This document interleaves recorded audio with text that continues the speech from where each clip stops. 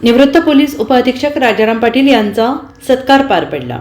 सांगलीच्या शांतिनिकेतन लोकविद्यापीठाच्या माजी विद्यार्थ्यांचा मेळावा मोठ्या उत्साहात पार पडला। प्राचार्य पी.बी. पाटील यांच्या 93व्या जयंतीनिमित्त आयोजित मेळाव्याच्या निमित्ताने माजी गृहमंत्री स्वर्गीय आर. पाटील यांचे बंधू निवृत्त पोलीस उपअधीक्षक राजाराम पाटील यांची सपत्नीक विशेष सत्कार करण्यात आला।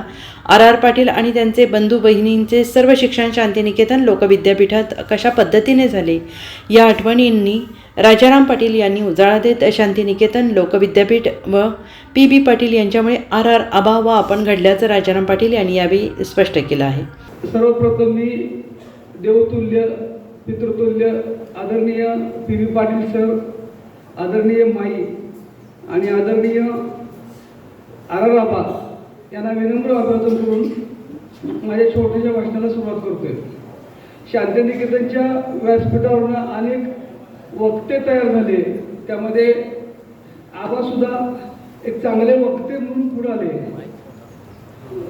आणि त्यांचा नमुना घेऊन आदर्श भाषण कसं असावं हे महाराष्ट्र पाहत होता।